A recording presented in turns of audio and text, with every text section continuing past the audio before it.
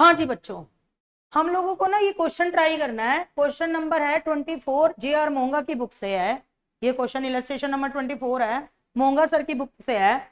और ये आपका जो आया था वो 2019 के एग्जाम में आया था, तो बिल्कुल लेटेस्ट है, कोरोना से पहले वाला क्वेश्चन है ये बिल्कुल।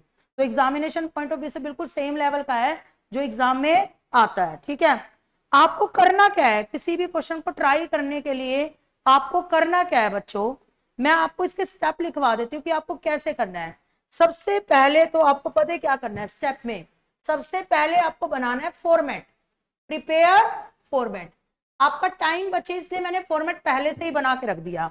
फॉर्मेट में आप देखो क्या क्या बना रखा है मैंने फॉर्मेट में मैंने बना रखा है। सबसे पहले क्या बताओ, क्वेश्चन लिख लिया आपके लिए, क्वेश्चन ले लिया मैंने। फिर उसके बाद फॉर्मेट में मैंने आपको बैलेंस शीट का पूरा फॉर्मेट बना दिया। Share holder fund, share application money, pending allotment, non current liability, current liability, उसके बाद आगे वाली चीजें सारा फॉर्मेट बना दिया। पीएनएल का पूरा फॉर्मेट बना दिया, इनकम एक्सपेंसेस, और सबके नोट नंबर डाल दिए 1 2 3 4 5 6 7 8 9 10 28। और यहां तक कि मैंने सारे नोट भी बना दिए। नोट नंबर 1 2 3 4 5 6 7 8 9 10 11 12 13 14 15 16 17 18 19 20 21 22 और 28 तक मैंने सारे नोट आपके क्या कर दिए हैं, रेडी कर दिए हैं। अब फॉर्मेट बनाने के बाद आपको जो सेकंड वाला काम करना है ना, वो आपको करना है सॉल्व ऑल एडजस्टमेंट। सारी एडजस्टमेंट क्या करनी है बताओ, सॉल्व करनी है, एक्सेप्ट किस किस को छोड़ के। नंबर 1, प्रोविजन फॉर टैक्स को छोड़ के। क्यों बच्चों, क्योंकि प्रोविजन फॉर टैक्स जो निकलता है वो नेट प्रॉफिट पे निकलता है। किस पे निकलता है, नेट प्रॉफिट पे। ट्रांसफर टू रिजर्व को छोड़ के, ट्रांसफर टू रिजर्व भी किस पे कैलकुलेट होता है, नेट प्रॉफिट पे कैलकुलेट होता है, और प्रॉफिट कैलकुलेट करना बाकी है। और मैनेजर कमीशन को छोड़ के, मैनेजर कमीशन भी नेट प्रॉफिट पे ही निकलता है। तो इस तरीके से 3 को छोड़ के आपको सारी एडजस्टमेंट क्या करनी है बताओ, सॉल्व करनी है। समझ में, और आपको पता है एडजस्टमेंट के कितने इफेक्ट होते हैं, 2 इफेक्ट होते हैं। तो आपको सारी एडजस्टमेंट सॉल्व करनी है, सिर्फ किसको छोड़ के, प्रोविजन फॉर टैक्स को छोड़ के, ट्रांसफर टू रिजर्व को छोड़ के, और मैनेजर कमीशन को छोड़ के। तो अब हम एक एक एडजस्टमेंट पढ़ना शुरू करते हैं और सॉल्व करना शुरू करते हैं। कहां कहां है कि बताओ बच्चों, एक एक एडजस्टमेंट। सबसे पहले देखिए क्या है बताओ, 2 lakh is outstanding for advertisement. Advertisement के कितने हैं, इसको कहते हैं एडजस्टमेंट, एडिशनल इंफॉर्मेशन को। ये हमारी क्या कहलाती है बताओ, एडजस्टमेंट। इनको सॉल्व करना है। 2 लाख आउटस्टैंडिंग फॉर एडवर्टाइजमेंट। मुझे बताओ एडवर्टाइजमेंट के कितने खर्चे दे रखे हैं ऊपर बताओ, 10 लाख दे रखे हैं, और नीचे 2 लाख क्या है, आउटस्टैंडिंग। इतना तो आपको मेमोरी में याद रखना पड़ेगा कि कितनी फिगर कितनी है। ऊपर कितने दे रखे हैं, 10 लाख, नीचे कितने दे रखे हैं, 2 लाख। ऊपर वाली आइटम कितनी बार आएगी, 1 बार, नीचे वाली आइटम कितनी बार आएगी, 2 बार। तो ऊपर वाले एडवर्टाइजमेंट 10 लाख 1 बार आएंगे, खर्चों में आ जाएंगे अदर एक्सपेंसेस के नोट में, और 2000 आउटस्टैंडिंग है। तो सबसे पहले आप लोग जाओगे अदर एक्सपेंसेस के नोट में, इसमें लिखोगे एडवर्टाइजमेंट। कितना लिखोगे एडवर्टाइजमेंट बताओ, 10 लाख। 10 लाख लिख दिया, और इसमें आप ऐड करोगे आउटस्टैंडिंग एडवर्टाइजमेंट।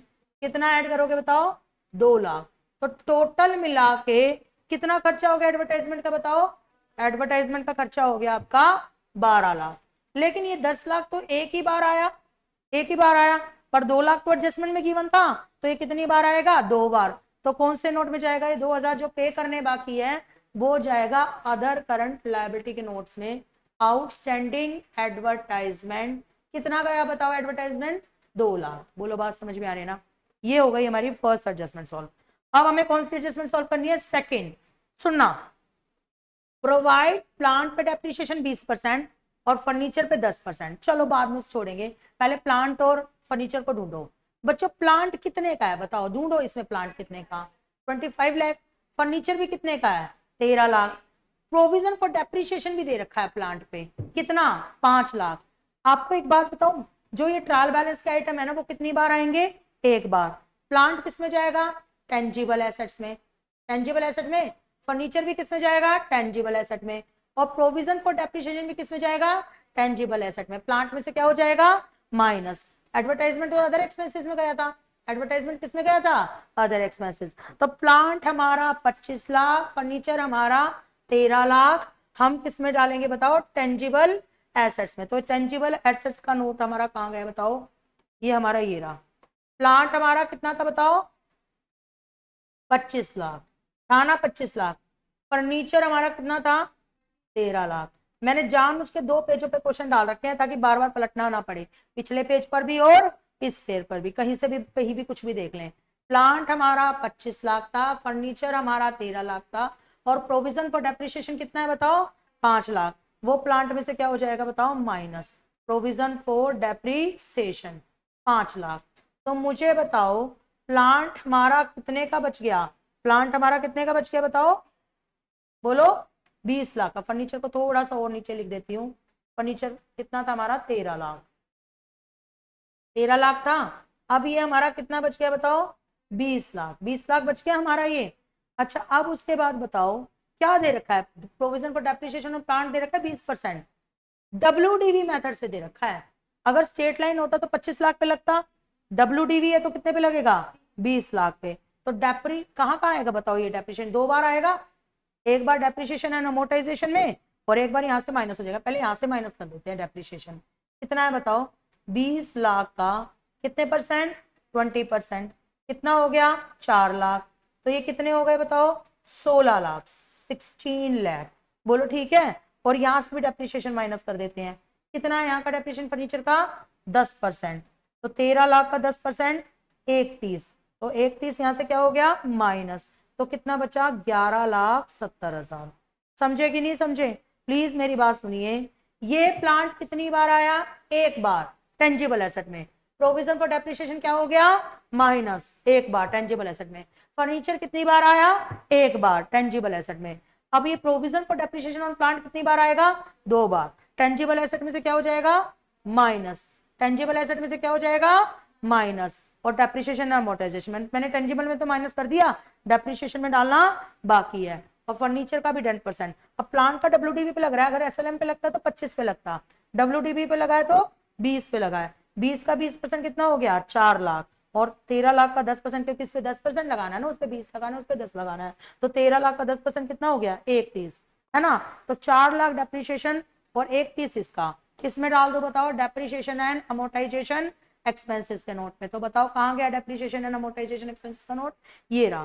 कहाँ है बताओ, डेप्रिसिएशन ऑन प्लांट कितना आया था, डेप्रिसिएशन ऑन प्लांट बताओ हमारा 4 लाख, 4 लाख आया था ना।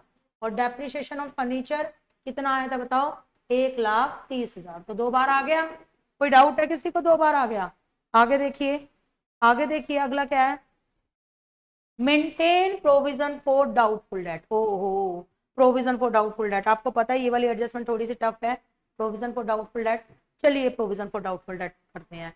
ये ना अदर एक्सपेंसेस के नोट में जाता है, किस में जाता है, अदर एक्सपेंसेस में। क्या क्या जाता है बताओ, सबसे पहले क्या लिखते हैं बताओ, ओल्ड बैड डेट, क्या लिखते हैं, उसमें ऐड क्या करते हैं, न्यू बैड डेट, क्या करते हैं, इसमें ऐड कर क्या करते हैं, new provision for bad debt, दिखा के आ रही हूं मैं। और इसमें से माइनस क्या करते हैं बताओ, old provision for bad debt, old मिलेगा ट्रायल बैलेंस से, बोलो ठीक है।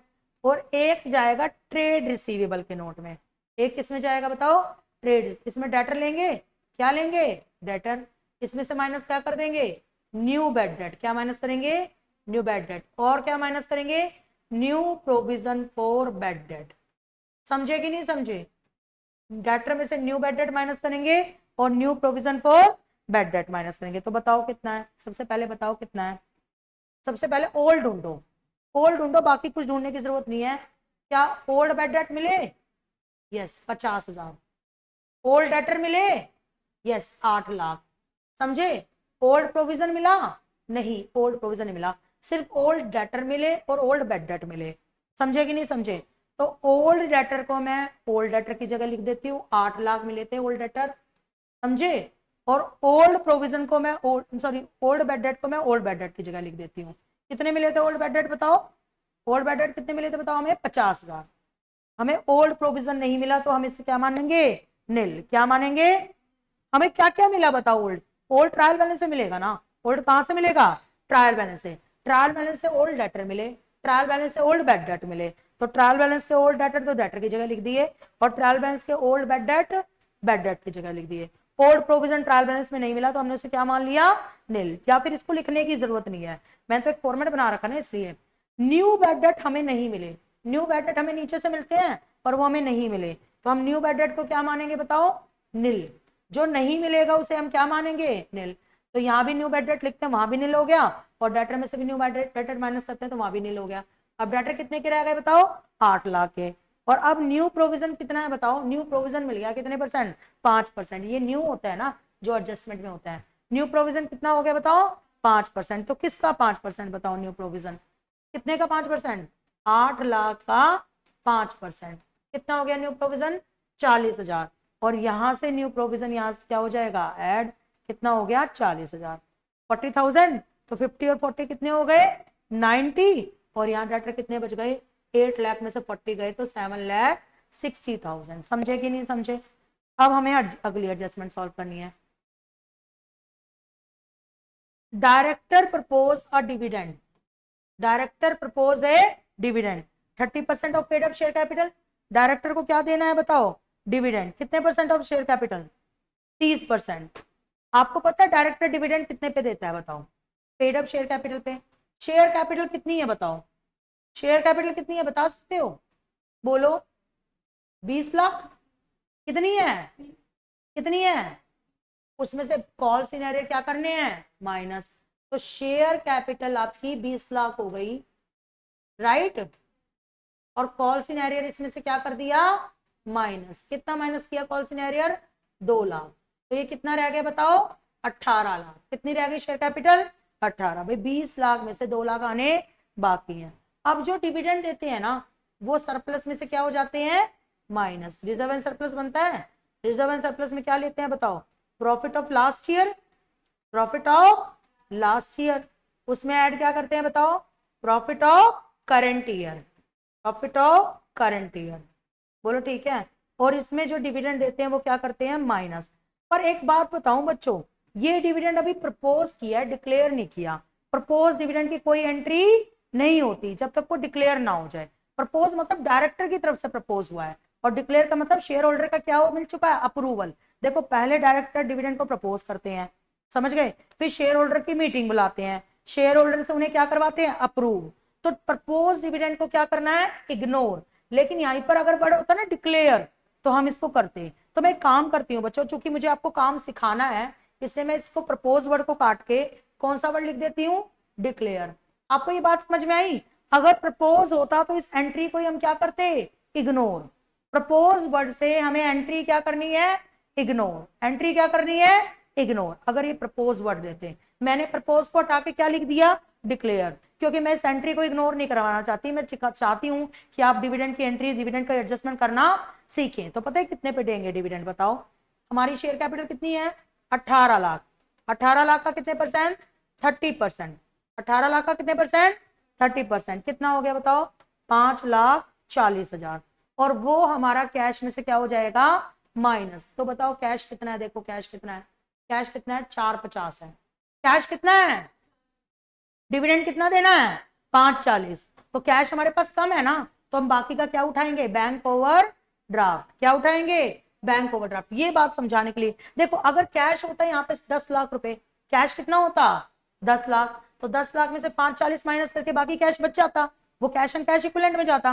कैश होता हमारे पास 10 लाख रुपए, तो 540 माइनस करके बाकी किस में जाता, कैश एंड कैश इक्विवेलेंट में। लेकिन कैश हमारे पास कितना है, 450, कैश कम है ना, और डिविडेंड हमें कितना देना है, 540। तो डिविडेंड हमें ज्यादा देना है ना, तो बाकी का हमें क्या उठाना पड़ेगा, बैंक ओवर ड्राफ्ट। और बैंक ओवर ड्राफ्ट किस में जाएगा बताओ, शॉर्ट टर्म बोरोइंग में। कहाँ गया शॉर्ट टर्म बोरोइंग का नोट, शॉर्ट टर्म बोरोइंग का नोट आपका गया ऊपर है थोड़ा सा।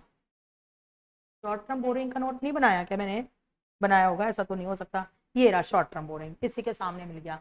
शॉर्ट टर्म बोरोइंग में बैंक ओवर ड्राफ्ट में जाएगा, कितना जाएगा बताओ, 540। और कैश हमारे पास कितना है, 450। तो बैंक ओवर ड्राफ्ट कितना उठा लिया, 90। देखो बच्चों 3 कॉन्सेप्ट समझा गई मैं एक ही लाइन में। 3 कॉन्सेप्ट कैसे, अगर प्रपोज वर्ड होगा तो उसकी कोई एंट्री नहीं करेंगे, डिक्लेयर होगा तो डिविडेंड सरप्लस में से क्या हो जाएगा, माइनस। डिविडेंड 20 लाख पे डिक्लेयर नहीं होगा, कितने पर डिक्लेयर होगा, 18 लाख। जिनका कॉल सिनेरियर है हम उनको डिविडेंड नहीं देंगे। तो 20 लाख में कॉल सिनेरियर क्या कर दिया, माइनस 18 लाख है, 18 लाख पे हम डिविडेंड डिक्लेयर करेंगे। कॉल सिनेरियो मतलब जो शेयर होल्डर हमें हमारा पैसा नहीं देते, तो 18 लाख पे डिविडेंड डिक्लेयर करेंगे 30%, 540। अगर हमारे पास कैश ज्यादा होता, 10 लाख होता, तो हम कैश में से 540 माइनस करके बाकी कैश किस में डाल देते, कैश एंड कैश इक्विवेलेंट में। लेकिन अब हमारे पास चूंकि कैश कम है तो हम बाकी का क्या उठाएंगे, बैंक ओवर ड्राफ्ट। इसको अभी क्या करना है बताओ, बाद में सॉल्व करना है, क्योंकि मैंने कहा था सारी एडजस्टमेंट सॉल्व करनी है सिर्फ प्रोविजन फॉर टैक्स को छोड़ के और ट्रांसफर टू रिजर्व को छोड़ के। समझ में आ रही है बच्चों या नहीं आ रही है? सारी एडजस्टमेंट सॉल्व करनी है प्रोविजन फॉर टैक्स को छोड़ के और ट्रांसफर टू रिजर्व। अब क्या दे रखा है बताओ, क्लोजिंग स्टॉक। कितना है क्लोजिंग स्टॉक बताओ, 20 लाख। हमारे पास ओपनिंग स्टॉक भी था, कितना है, 4.5 लाख। ओपनिंग स्टॉक किस में जाएगा बताओ, चेंज इन इन्वेंट्री में। कितना था ओपनिंग स्टॉक बताओ, ओपनिंग स्टॉक जो है 4.5 लाख, तो चेंज इन इन्वेंट्री में पहले ओपनिंग स्टॉक जाएगा।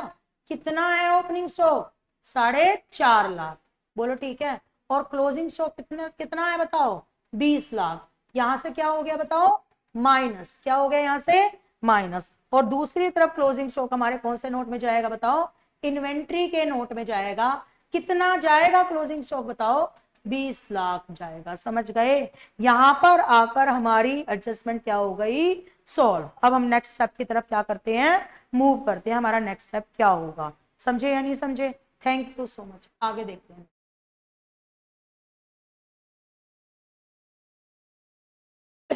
हाँ तो बच्चों अब ट्रायल बैलेंस के आइटम फेंकेंगे, कहाँ कहाँ है बताओ। ये सारी एडजस्टमेंट हमारी सॉल्व हो चुकी है ना। कॉल्स इन एरियर, ये हमने शेयर कैपिटल में ऑलरेडी माइनस कर चुका। देखो शेयर कैपिटल के नोट्स में देखो, शेयर कैपिटल के नोट में ऑलरेडी कॉल्स इन एरियर क्या हो चुका है, माइनस। फिर क्या है, परचेज। कौन से नोट में जाएगा बताओ, परचेज कहाँ जाएगा बताओ, इन्वेंट्री के नोट्स में, है ना। मैंने क्या बोला था आप लोगों को, नोट नंबर 1 से कितने तक, 9 तक लायबिलिटी के नोट्स है।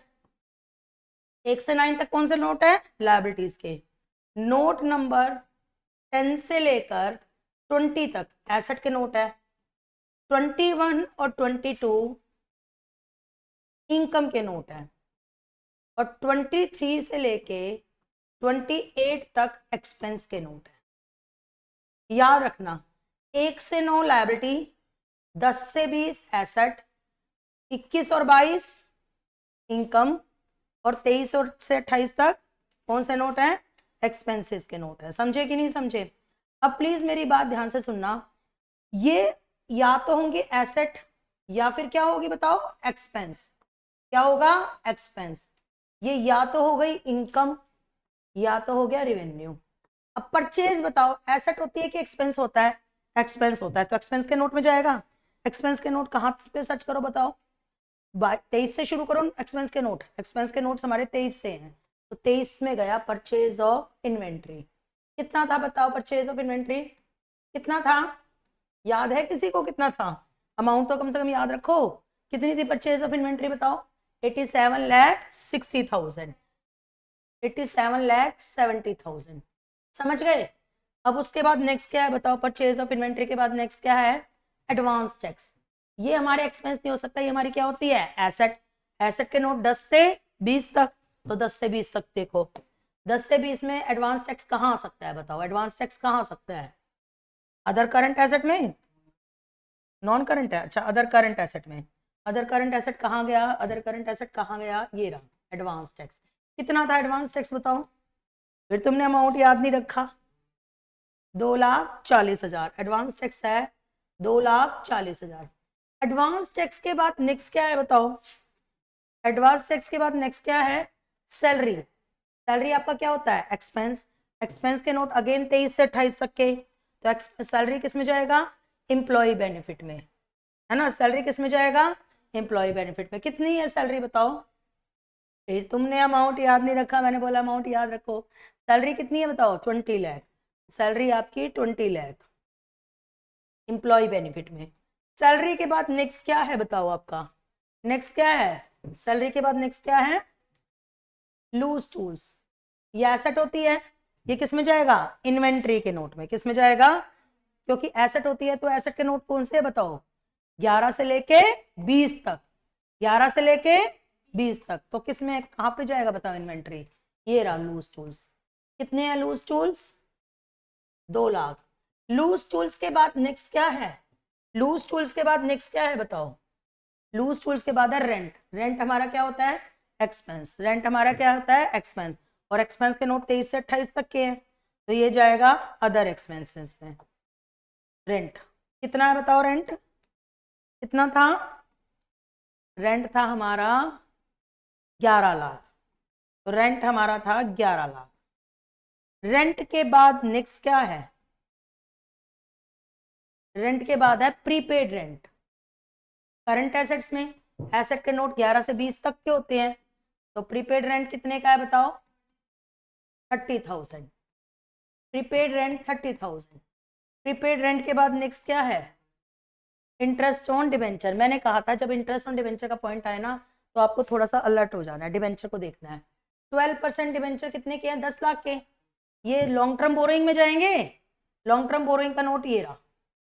10% डिबेंचर कितने के? 10 लाख के। अब 10 लाख का कितने परसेंट ब्याज हो गया? 10%। 1 लाख 12% है, सॉरी सॉरी सॉरी सॉरी 12% है। 12% डिबेंचर है 10 लाख के। 10 लाख का 12% इंटरेस्ट कितना हो गया? 1,20,000। तो 1,20,000 जो है वो किस में जाएगा? फाइनेंस कॉस्ट में। किस में जाएगा? फाइनेंस कॉस्ट में। कितना जाएगा? Interest on debenture. Interest on debenture how much? 10 lakh का 12%, 1,20,000। और अब ये 1,20,000 जैसे फाइनेंस कॉस्ट में गया, अब आपको देखना है इंटरेस्ट ऑन डिबेंचर के नाम पर कितना लिखा हुआ है? 1 लाख। तो यानी कि 20,000 पे करना बाकी है, तो ये किस में जाएगा? अदर करंट लायबिलिटी के नोट में। तो अदर करंट लायबिलिटी के नोट में जाएगा 20,000। कहाँ गया? अदर करंट लायबिलिटी का नोट नंबर 9 तक होगा, है ना। आउटस्टैंडिंग इंटरेस्ट ऑन डिबेंचर 1,20,000 में से 1 लाख क्या कर दोगे? माइनस। अच्छा, अदर करंट लायबिलिटी का अदर करंट एसेट में मत डाल देना प्लीज, ध्यान से डालना बिल्कुल, है ना। फिर प्लांट, प्लांट सोल्व हो चुका। कहाँ सोल्व हो चुका? जब डेप्रिसिएशन लगाया था। फर्नीचर, फर्नीचर सोल्व हो चुका। कब सोल्व हो चुका? जब डेप्रिसिएशन लगाया था। डेटर, डेटर सोल्व हो चुका। कब सोल्व हो चुका? जब प्रोविजन फॉर डाउटफुल डेट किया था। फिर क्या? स्टॉक, स्टॉक सोल्व हो चुका, हाँ, जब क्लोजिंग स्टॉक की एडजस्टमेंट की थी, समझे। स्टॉक के बाद बैंक बैलेंस, वो भी सोल्व हो चुका जब डिविडेंड पे किया था। हाँ जी, ठीक है। डिविडेंड को हमने प्रपोज को किस में चेंज किया था? डिक्लेयर में ना। प्रपोज को किस में चेंज किया था? डिक्लेयर में। प्रपोज होगा तो उसकी कोई एंट्री नहीं होगी, पर मैंने इसको क्या मान के करवाया था बताओ?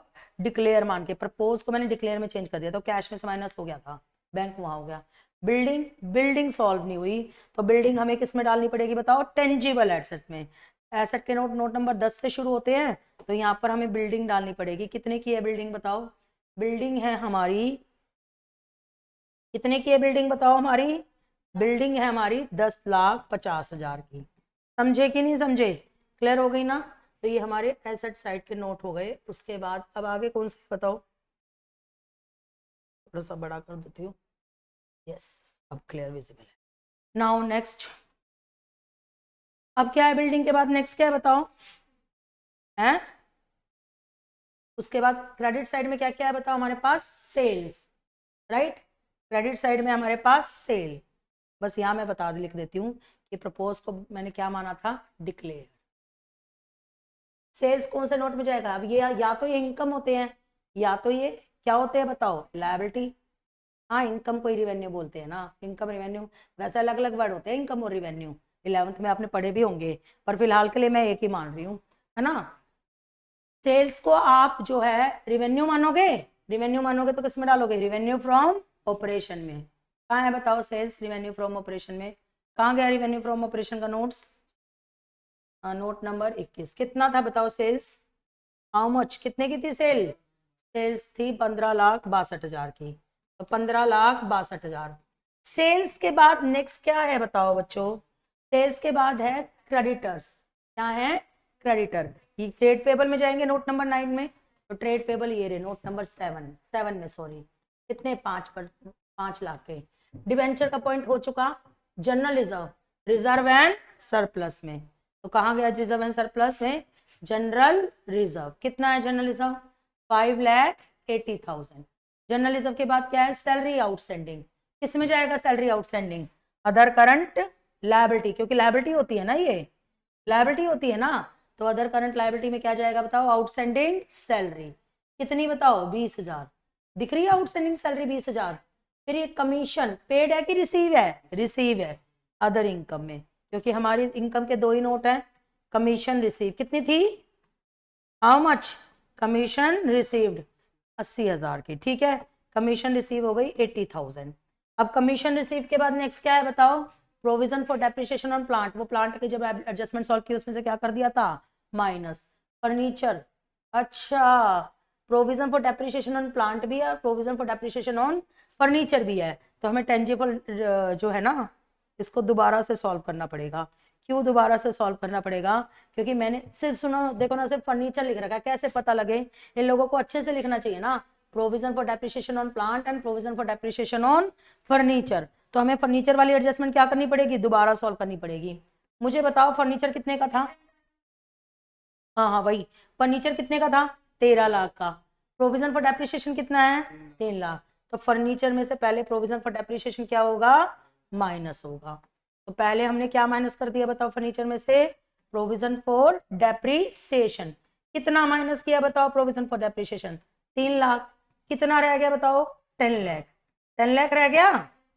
13 लाख का फर्नीचर था, उसमें provision for depreciation on furniture है 3 लाख, इन्होंने सिर्फ फर्नीचर लिख के छोड़ दिया, जबकि पूरा लिखना चाहिए था प्रोविजन फॉर डेप्रिसिएशन फर्नीचर। ये प्रोविजन फॉर डेप्रिसिएशन इन्होंने इसके लिए भी लगा दिया और इसके लिए भी लगा दिया, समझ गए नहीं समझ गए। तो फर्नीचर था 13 लाख का, इसमें प्रोविजन फॉर डेप्रिसिएशन 3 लाख हो गया, 10 लाख हो गया। और अब डेप्रिसिएशन ऑन फर्नीचर कितना है बताओ, 10%। तो अब कितने का, WTV पे है ना, तो अब 13 लाख पे नहीं लगेगा, कितने पे लगेगा, 10 से। तो 10% कितना हो गया बताओ, 10 लाख का 10% कितना हो गया, 1 लाख। तो फर्नीचर कितने का बच्चा बताओ, 9 लाख का। 9 लाख का कैसे, 13 में से 3 गए 10, 10 में से 1 गया 9, और वहां से डेप्रिसिएशन को भी चेंज करना पड़ेगा, डेप्रिसिएशन के नोट को भी तो चेंज करना पड़ेगा भाई, डेप्रिसिएशन भी तो गलत डाल रखा है हमने। डेप्रिसिएशन ऑन फर्नीचर कितना डाल रखा है बताओ, 31 डाल रखा है ना, 13 लाख का डाल दिया था, जबकि वो 10 लाख का डालना था।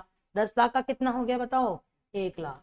समझ गए या नहीं समझ गए, ये मेरी मिस्टेक नहीं है, इनकी मिस्टेक है, बुक में क्वेश्चन लिखने में गलती दे रखी है।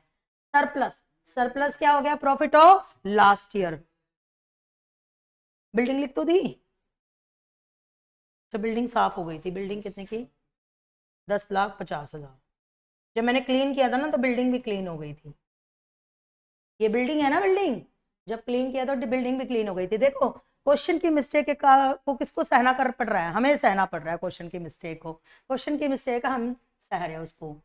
सरप्लस है प्रॉफिट ऑफ लास्ट ईयर, कितना है सरप्लस बताओ, 5,70,000। कमीशन रिसीव्ड इन एडवांस, ये एडवांस कमीशन हो गई, तो इनकम अगर एडवांस होती है तो करंट लायबिलिटी होती है, तो अदर करंट लायबिलिटी में आ जाएगा। कितना बताओ, कमीशन रिसीव्ड इन एडवांस कितनी है, कमीशन रिसीव्ड इन एडवांस बताओ, commission received in advance other current liability. तो हमें नीचे करना पड़ेगा इसको,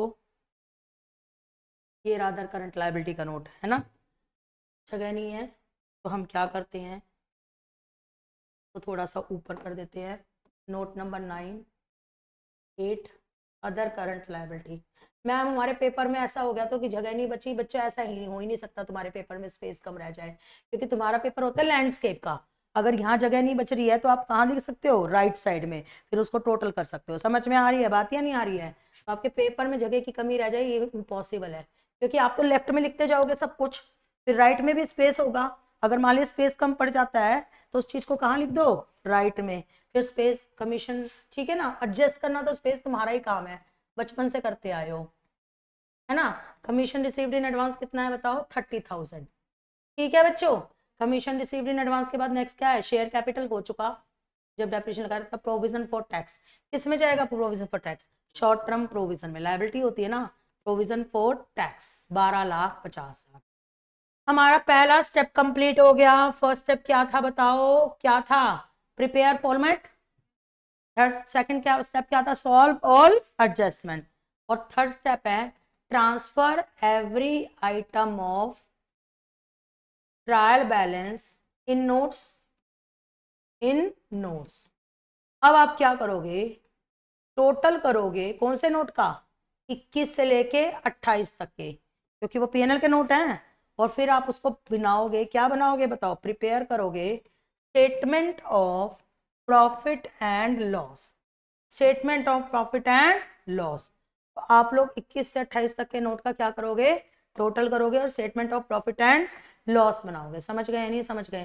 तो चलो हम करें टोटल। 21-28 के तो सबसे बाद में ही होंगे ना। 21 का है सिंपल सा टोटल है 15,62,000। 22 का है 80,000। हाँ जी ठीक है मैम, एक है तब भी टोटल करके दिखाना है? यस ऑफ कोर्स, फॉर्मेट में आपको टोटल करके दिखाना है। ठीक है, इसका है 87,70,000।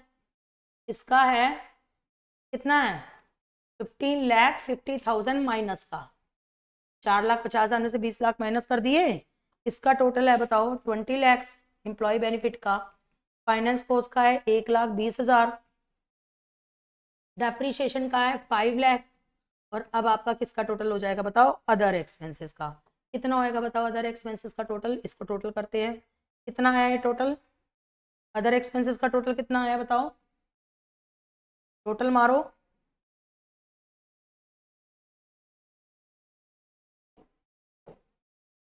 लाख 12 लाख है ये, पक्का 12 लाख है ना? 12,90,000 और 11 लाख। 11 लाख, अच्छा 90,000, 90,000 और 11 लाख। ठीक है, तो ये आ गया 23,90,000। ठीक है ना बच्चों?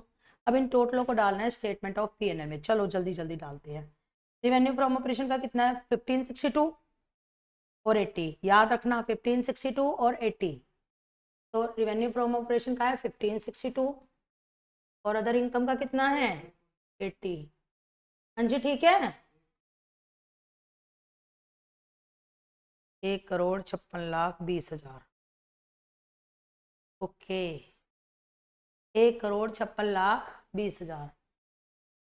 ये क्वेश्चन हमने पिछली बार छोड़ा था ना, तो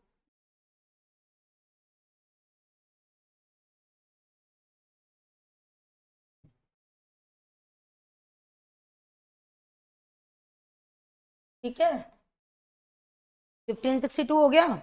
उसके बाद नेक्स्ट क्या है बताओ, 1562 के बाद 80,000। नेक्स्ट कितना है बताओ, परचेज ऑफ इन्वेंट्री 87 और 15,50,000। तो बताओ ये कितना आया बताओ, 87 लाख है ना, 87,70,000 और ये कितना है 15,50,000। समझ गए? एम्प्लॉय बेनिफिट्स कितना है बताओ, एम्प्लॉय बेनिफिट्स कितना है? एम्प्लॉय बेनिफिट्स है हमारा 20 लाख और फाइनेंस कॉस्ट है 1,20 और अदर एक्सपेंसेस है डेप्रीशिएशन है 5 लाख।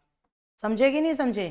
तो कितना कितना आया बताओ, ये बताओ 20 लाख, फाइनेंस कॉस्ट कितनी है 120 और डेप्रीशिएशन कितना है 5 लाख।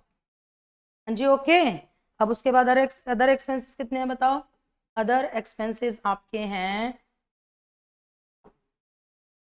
23,90,000 दिख रहे हैं। अदर एक्सपेंसेस हैं 23,90,000, तो ये हम डालेंगे अदर एक्सपेंसेस में 23,90,000। समझे कि नहीं समझे?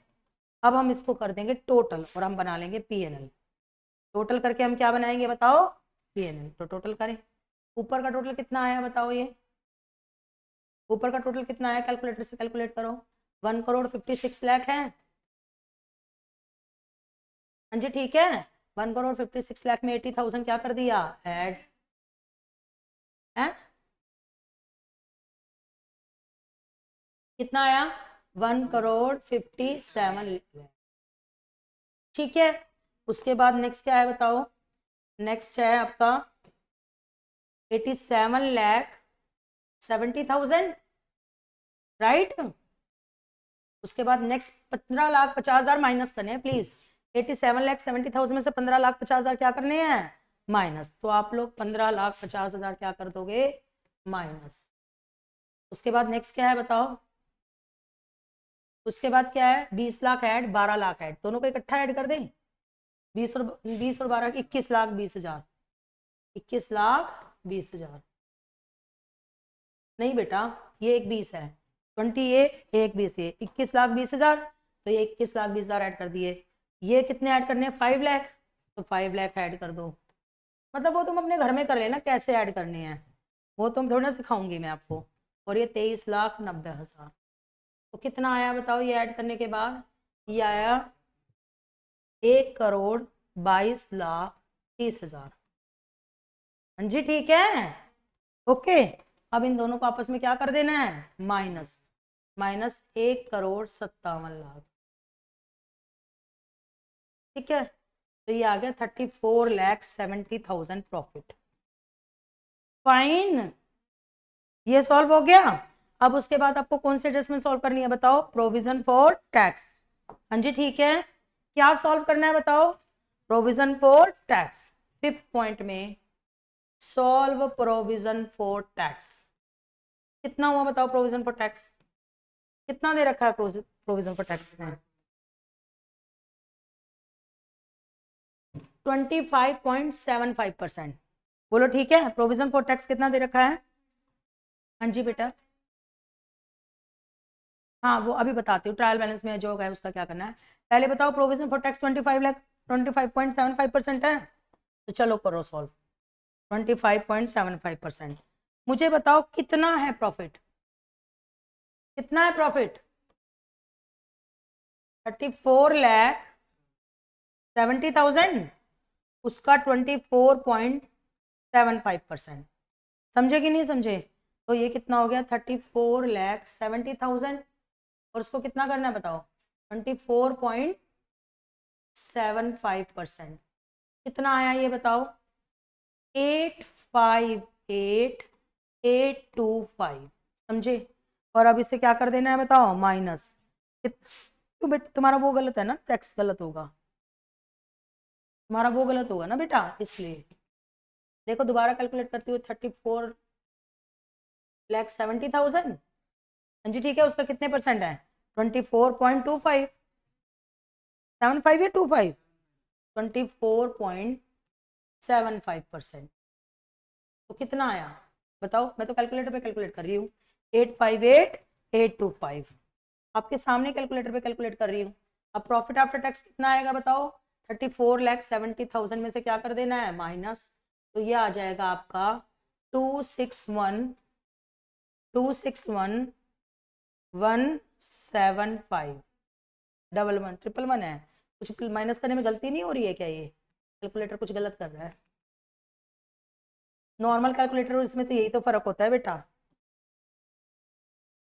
कुछ गलत कर रहा है। 34,70,000 माइनस 858,825, अब आया सही। टू कितना हो गया बताओ, 261,11,175। हाँ जी ओके। अब ये जो है ना, ये प्रोविजन फॉर टैक्स, ये शॉर्ट टर्म प्रोविजन में क्या हो जाएगा, ऐड। तो ये ऐड हो गया provision for tax short term provision में। अमाउंट याद रखो प्लीज कितनी है, 858,825, बार बार अमाउंट चेंज करने नहीं आऊंगी, 858,825।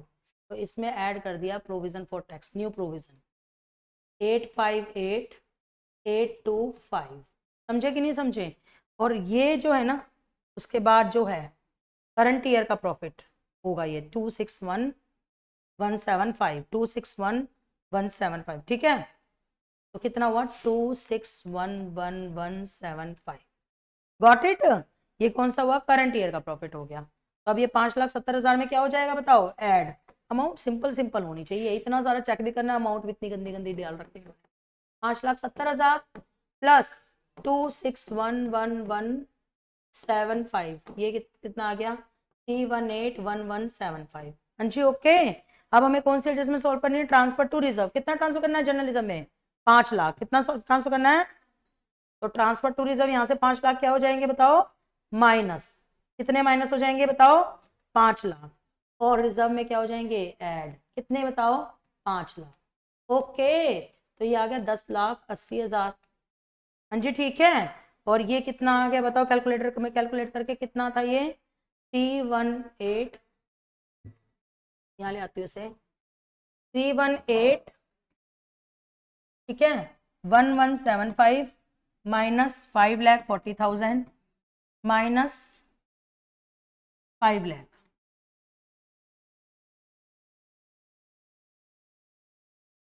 तो ये आ गया आपका 2141175 और इसमें दोनों क्या कर देंगे 10,80,000 क्या कर देंगे ऐड, रिजर्व के ऐड कर देंगे ना, तो कितने आ जाएंगे ये T221175।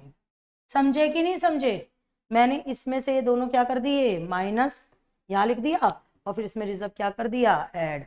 मतलब अब लास्ट में आपको किसकी एडजस्टमेंट सॉल्व करनी है बताओ, कौन सी एडजस्टमेंट सॉल्व करनी है, जनरल रिजर्व की, जनरल रिजर्व वाली एडजस्टमेंट सॉल्व करनी है। और फिर लास्ट में आपको क्या करना है, किसका टोटल करना है बताओ, 1 to 20 टोटल करना है, 1 से 20 का क्या करना है टोटल, और आपको क्या बनानी है बैलेंस शीट, क्या बनानी है बैलेंस शीट। तो 1 से 20 तक का टोटल करो, कितना हुआ बताओ 1 से 20 तक का टोटल, ये तो 18 लाख है ही, ये हो चुका, ये 10 लाख, ये खाली छूट गया, ये खाली छूट गया, ये कितना है 90, पर टोटल तो फटाफट हो जाएंगे। ये कितना है 5 लाख, इसको टोटल करो, ये कितना हो गया 270, ये थोड़ा सा गंदा टोटल है, इसको ऐड करना पड़ेगा, 12,50,000 प्लस 858,825, तो ये आ गया, ठीक है। उसके बाद अदर एक्सपेंसेस का टोटल, इसमें कुछ नहीं आएगा, इसमें कुछ नहीं आएगा, इसमें कुछ नहीं आएगा, इसमें कुछ नहीं आएगा, अदर एक्सपेंसेस का टोटल करो, कितना, अदर करंट एसेट का नॉन करंट एसेट का कितना आया ये 35,50,000, ओरली हो गया टोटल, तो ये आ गया आपका 22 लाख, ये किसमें कुछ नहीं आएगा, ये तो 760 है ही, इसमें कुछ नहीं आएगा, इसमें कुछ नहीं आएगा, इसमें 270 हो गया टोटल। और अब ये टोटल आपको कहाँ डालना है बताओ, बैलेंस शीट में, बैलेंस शीट में तो आप डाल लोगे ना इस टोटल को। तो ये आपका कंप्लीट हो गया ये वाला क्वेश्चन। कोई डाउट है किसी को, समझ में आया नहीं समझ में आया, ठीक है, ये आपका तो कंप्लीट।